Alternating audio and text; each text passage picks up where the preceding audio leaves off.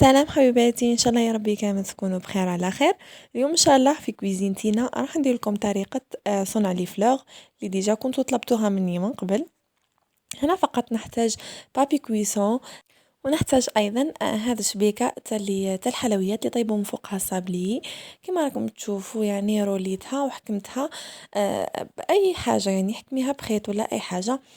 وهنايا عندي هاد الحبيبات تاع الحلوى، ونحتاج ايضا شوكولا ذايبه كنت حطيتها في هاد لابوش.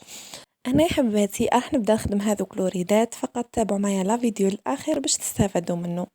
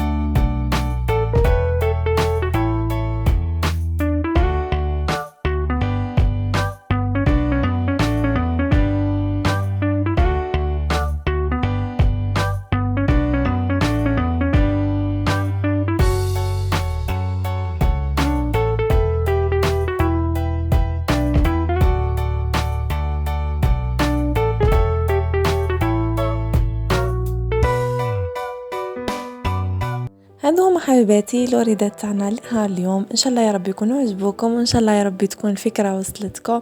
شوفوا الشكل تاعهم كيفاش جا بزاف شباب، تقدروا تزينوا بهم لي تاغت، يعني يجيو بزاف شابين في لا تاغت تاعكم.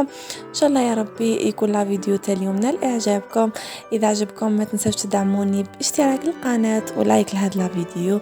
انا ما عليا غير نقول لكم اتهلاو في روحتكم، الى فيديو مقبل ان شاء الله.